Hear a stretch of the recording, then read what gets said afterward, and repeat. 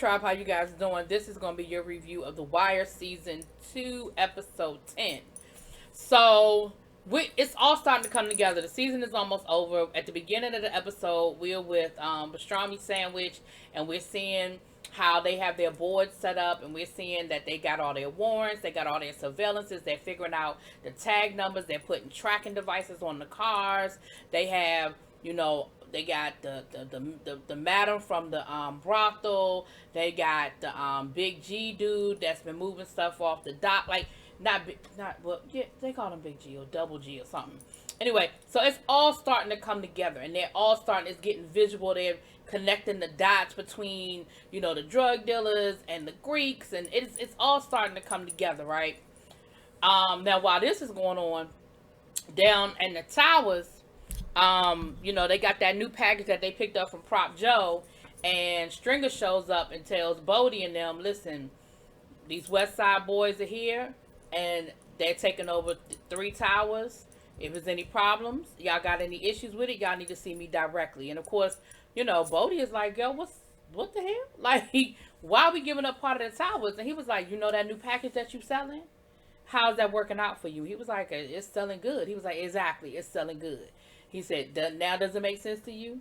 And so Bodie gets it, and Bodie understands that, clearly Stringer had to make some sort of arrangement for them to get this package. But what he also knows is that he ain't happy about it, and it goes against everything in him to give up part of his real estate to the West Side. Like, they don't even play that. And so he figures out what they're going to start doing is undercutting the competition. Like, listen, if they selling it for $5, we selling it for $4.50, and we're gonna throw in an extra bump. You know what I'm saying? And of course, who is hanging out down there buying his product? Bubs. Okay, so Bubs once again got his ear to the streets. He there, and he's seeing all of this that's going on. We'll get back to that in a minute. Now, back up at the task force. McNulty, he's back in good with his boy down to the FBI, not FBI, his boy down at Homeland Security, and they hooked him up with these tracking services, which of course, all of this stuff looks ancient based on the technology that we have today.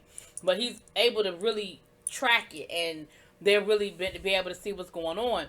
Now, the agreement, though, is the DA and Lieutenant Daniels, they meet up with Homeland Security, and they give them what they have. And basically now they're creating this joint task force because now we're starting to get into, international drug smuggling and women. And they're able to connect enough dots that they're going to work with them on this task force. So Lieutenant Daniels, like, once again, he's on this big case, right? Now, down to the docks, Frank has already, Frank been going back and forth about not running for re-election. Remember, it's not his turn. They have this system set up where they do black, white, and now it's time for, whoever the next in line to run on the black people side. And Frank is running because, of course, Frank, how can he explain where they've been getting this money from? And he's got to stay in good with the Greeks because it ain't like the Greeks are going to understand, oh, well, we changed leadership. We can't run your dirty containers anymore. And so dude was like, you might as well go ahead and just say that you're running for re-election. Like, you already got the flyers and stuff. Just go on and put them up and just come out in the open with it. And of course, Frank does. And, his right-hand man, Horse, is giving him that look like, bruh, you screwing up. And he was like, well, what am I supposed to do? Like, I'm supposed to let him know where the money's coming from? But the reality is, everybody done already figured out it's dirty. So you might as well just go ahead and tell them what the deal is and the who, the what, the why, the why, so that y'all can just keep this thing moving. But I think part of it is Frank don't want to give up that power, too. Now, while this is going on, Valchek, who threw a whole hissy fit on the last episode because they were getting everybody except for who he wanted, which was Frank, down on the docks. He done went to the FBI and gave the FBI the case. And he done told them, listen, I'm bringing y'all this case because, we dealing with racketeering. We dealing with, union misbehaving or whatever. And the FBI was like, well, of course, that's one thing we can handle. We know how to deal with racketeering, He said, well, the other thing I want you to help me with, child, he's still trying to get that damn van back. That van has been all around the damn world, okay? He is still trying to get that van back. And of course the FBI agrees to take the case because he has enough information to show that there's some fool la la going on. So the FBI takes over the case, and the FBI ends up showing up down at the task force, and they let him know. They was like, well, Colonel Valtrek said that you should be expecting us because he came to us with this case, for us to do. And of course, Daniels is sitting there like, this motherfucker. You know what I'm saying? Now, y'all remember the blind man from earlier in the season? Well, the blind man, Omar has been taking his money to him, and he's been holding on to the money for Omar. You could tell they got this little business or whatever. And so Omar showed up to go bring him some money. I guess he been pulling some capers, honey. And he went to go bring him some money. And, he told Omar, he said, listen, he said, you've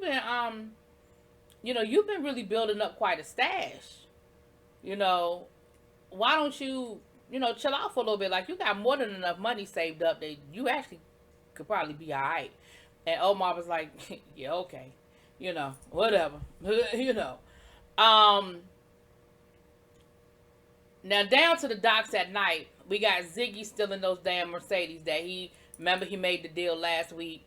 And he's still in the Mercedes. And Ziggy is being Ziggy. I mean, he's being loud. He's playing the music at, top speed. He's driving through the lot and with the Mercedes, and he's just being reckless, which that's what Ziggy does. He's being reckless. But he's able to pull off the caper, honey. He get the Mercedes off the lot. And he even pulled the distraction. Remember, he got the bolt cutters to cut the fence open to make it look like they drove the cars off the lot, so it wouldn't look like it was an inside deal from the union. It made it look like it wasn't a union thing, because of course Ziggy was like, you got to protect the union at all costs. So even though he's pulling these capers and he's going against, I'm sure, whatever his daddy would want him to do, he's still protecting the union. Now while this is going on, Frankie, the cousin, Frankie, his girlfriend done found his stash, and it was like $6,000 or something that he done saved up. And of course, she want to know where the money came from, and he made up some lie about how he get paid in cash so that he don't have to pay the taxes, and how they've been doubling up and giving him, these bonuses and stuff like that. But y'all, she ain't buying it. She know that money is dirty and that money is funny. And he was like, well, I was going to give it to you to put a down payment on the new apartment, and this, that, and the other. And so he tries to hand her the money, and she still ain't really trying to take it. Like, she know that something ain't right. She not stupid. She know that money is funny. Now, Kima is having some problems. Kima gets home, and come to find out, her and the girlfriend are pregnant. But Kima doesn't seem to be too happy about it. She's not being rude, but she ain't being nice either. And what we find out later on in the episode, she ends up talking to the other detective who has kids, and asking her, basically, how do you balance doing this job with kids? Like, how do you balance this? Because, at the end of the day, she loves her partner, and she wanted the kid. Well, she agreed to have the kid, but she loves being a cop too, and she was like, well, what happens when, there's a big bust, and what happens about daycare, and how do you make it work? And she tells her, she said, listen, I love my kids, I love my job. She said, and really up until recently, it really wasn't that exciting. Like, until I hooked up with y'all, the job really wasn't that exciting. She said, but my parents helped me out a lot, and you just make it work. You figure out a way to make it work. So back down in the towers, Cheese, aka Method Man, and his crew are rolling through like they don't have a care in the world. And guess who rolls up on them? Brother Musar. Now remember, Avon sent him down there to make sure that Westside didn't take over his territory. He don't know that Stringer Bell done made a deal, right? Done made a deal with Prop Joe. So Musar, brother Mosar, he confronts Cheese and basically tells him, get up off of our real estate or I'm going to have to handle it. And, he was like, listen, bruh, I don't know who you are, who you think you are, but, Ain't nobody going nowhere. Ain't nobody doing nothing. Like this, we got permission to be here. And he was like, you don't have permission from Avon Barksdale, and that's who I work for. And he told me to protect his property, and so that's what I'm going to do. And so what I need you to do is what I asked you to do, which was get up off of here. And Method Man was like, bro, we ain't going nowhere. So Brother Musa shoots him in the shoulder. Like he don't even flinch. He just pulls out his gun and just shoots him. Like no problem, right? Now who was there watching all of it? Bubs. He peeping the whole scene. He is watching the whole thing go down. And he tells Cheese, he said, listen, the next time I shoot you, it's gonna be with this hollow point, blah blah blah blah blah blah. That's gonna tear your damn ass up. So my suggestion is that you and your crew get up out of here before I raise my gun again. Now he does, and he ends up going down to Prop Joe and letting Prop Joe know what's going on. Prop Joe was like, well, listen, let me be clear with you about something. Yeah, I'm not about to put no hit out on Brother Musa, because here's the thing. Even if I make it, even if I am successful with getting rid of him, at the end of the day, if it come back on me, I'm gonna be in trouble, and that ain't never gonna work. And he tells him, he said, listen, Stringer can't do it because it's going to reflect badly on him. You know, it's going to come back to Avon. I can't do it because I ain't trying to get caught up in it. You can't do it because it's going to come back to me. He said, I really only know one person that could probably do something like this, but he don't really take contracts. He talking about Omar. And he actually ends up going to the blind man to try to broker the conversation. And the blind man was like, this don't feel right. He was like, something about this don't feel right.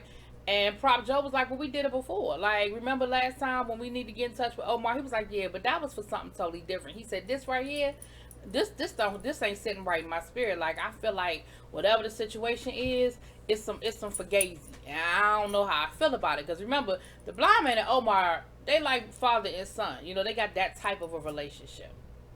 So now while this is going on, down in the towers, Brother Musa is just chilling, sitting there, reading his newspaper, drinking his coffee, chilling. And Bodie was like, you know, at the end of the day, he said, this what I don't understand. He said, if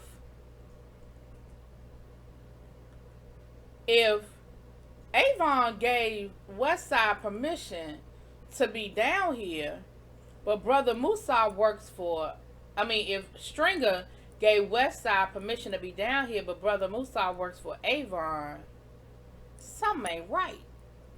Something ain't connected. Now Ziggy shows up down to the dude that was it Canez, the dude that he made the deal with for those Mercedes. And he shows them, he said, listen, I got every car that you asked for. I even threw a little bonus in for you. It's out front if you want it. Child Ziggy just stole one of them cars and he riding around with the damn car. Anyway. So what happens is dude tries to lowball Ziggy. He said, we agree. I'm just throwing out a number, y'all, because I don't remember. So he said, we agreed on $20,000. Dude was like, well, here's $15,000 for your trouble. And Ziggy was like, no. We agreed on $20,000. He said, well, it ain't worth $20,000 now. Depreciation. He was like, yo, that ain't what we agreed on. We agreed on $20,000. And dude was like, well, listen, what you gonna do about it? Like, what you gonna do? Who you gonna complain to? You gonna go to the police? Who you gonna talk to about the fact that it ain't what we agreed on? And Ziggy, you know, he starts getting loud. He gets in their face. He starts going off. And, he basically knocks Ziggy down on the ground, whoops his ass and puts him out like a little kid. You know what I'm saying? Tells him, take what I gave you and be happy with it.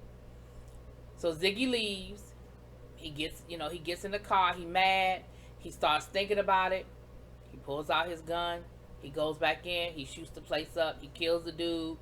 And then drops the money in the guy's lap. And lets him call the police. And he sits there and waits for the police to come and get him.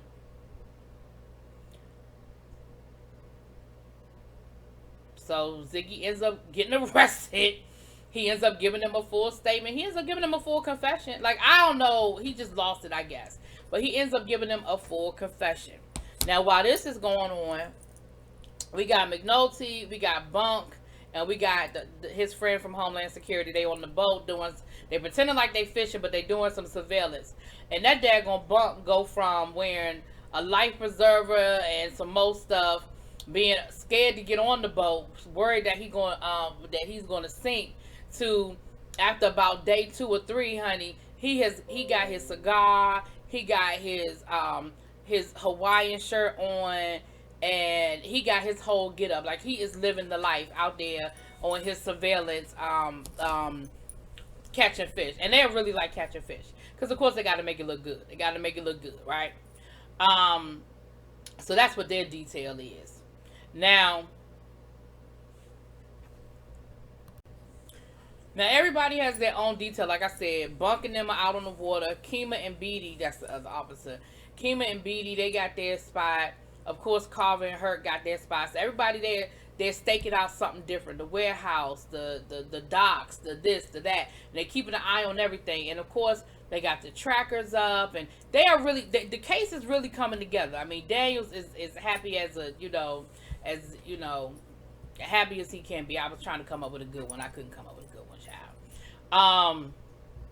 But he's as happy as he can be with everything that's going on. Oh, excuse me, y'all. Sorry. Now, unfortunately, though, when Valchek went down to the FBI, what had happened? The case pops up on the FBI system because they had to input all the information. So the case pops up on the FBI system, and who ends up seeing it? The dude that the Greek has on the inside, the guy that he hooked up with the drug raid last week, and he ends up calling the Greek and letting the Greek know, listen, dude, they got a whole case on you here. Like, they are on to y'all. They got y'all phone numbers up on the wire. Like, they are on to y'all, okay? And so the Greek was like, really? He was like, I thought you said this was just a local operation. He was like, it was, but something has happened, and y'all are now on the FBI radar. So the Greek gets on the phone, and he gives the word. You know, whenever you got this, when you ever got a criminal organization set up, you know, you got that code word that you let everybody know. Basically, it's destruction mode. Get off them phones. Get the drugs. Get everything off the, you know, like they coming. So while this is going on, Frankie has to go down and let Frank know what's going on with Ziggy. That he done got word that Ziggy got arrested and what happened. Now, Frank's first response is the blame Frankie, and I'm like, Frankie ain't got nothing to do with that. That is not Frankie's fault. You know, as a matter of fact, Frankie been trying to help Ziggy every step of the way. Ziggy is just, I mean, I'm calling him Frankie, Nicky. But he's been really trying to help him out. Like, I don't know what he expected, you know, Nicky to do. And then later on, you know, we see Nicky that got drunk down at the neighborhood playground where they all used to, you know, hang out when they was kids. And one of their, you know, friends rolls up on them, and they get to talking, and they're drunk, and they're reminiscing on Ziggy, and, you know, he's just really upset. You know, he's crying and everything, like, damn, Ziggy, like, you really did this. Like, I can't believe you did this. Now, while this is going on, Hurt and Carver get to arguing with each other over some damn french fries, and they end up missing that the Greek is on the move. Well, the guy, the second in command, they end up missing that he's on the move, which was a very important thing that they ended up missing, because they're not following him and they don't know where he has gone off to, right? Now, in the meantime and in between time, Valchek takes his ass down to the little task force offices, and he called himself getting in Daniel's face, talking about some, you know, you're here because I brought you here, and I put you in charge, and I gave you everything you asked for, and, you know, you're supposed to be doing this, and you're supposed to be doing that, and you didn't do nothing, and, you know, you betrayed me. And he said, well, that's okay. You know, you down here working with Homeland Security, and you on a whole different case. But that's all right. I'm pulling my people out of here. He says, he goes up to pastrami sandwich and tells him, "Let's go, you out of here." And he was like, "Nah, I want to finish this case." And he starts poking him all in the chest, talking about something. "You gonna go where I tell you to go and do what I tell you to do." And pastrami sandwich was like, "Yeah, bro, that's not gonna happen. I'm not going nowhere. I ain't doing nothing, baby." Why he punched that man in his face? I said, "Oh." He punched him dead in his face. Baby Daniel's eyes got this big. Daniels was like, yeah, I'm gonna need to see you in my office. Listen, pastrami sandwich just takes his gun off and hands it to him like, "Listen, I already know the drill, bruh. I already know the drill." But while this is going on, they get the alert that they're on the move. They bunking them, see they down on the dock having a meeting, and bunking them from the boat, see what's going on. They don't know what they talking about, but they know it ain't good. So they immediately go. They regroup back down in the task force, and they start typing up the warrants. You got McNulty typing, you got Kima typing, you got Freeman typing. Like everybody's typing and getting their stuff in order. Unfortunately though, while they're typing and getting their stuff in order, so what they had done was they had figured out that they had stopped using the phones. They had figured out they had dumped the phones, but they realized that they're texting. Remember, again, we know that in 2020 people text before they call, but back then texting was still something people weren't using regularly. It wasn't like a main thing. You still had to hit the AAA, BBB. Y'all remember, those of you who started texting, you had to hit the number 3 times to get to the letter you wanted. And Lord, don't mess up the letter, and don't let you need a capital letter, child. But they were able to get the coordinates and figure out the text messaging, and they were able to get the text messaging that said shut down immediately. So that's when like I said, they were all working on getting the search warrant, because they knew that they basically were against the clock. Unfortunately, they were probably a little bit too late, because while they were typing up them search warrants, the Greeks were dumping everything. They were dumping the drugs, they were dumping their phones, they were cleaning out their warehouses, they were getting all their files and stuff. So unless they left something, hanging out and laying around, it's gonna be real. It ain't gonna be as easy as it would have been had they maybe been a day earlier.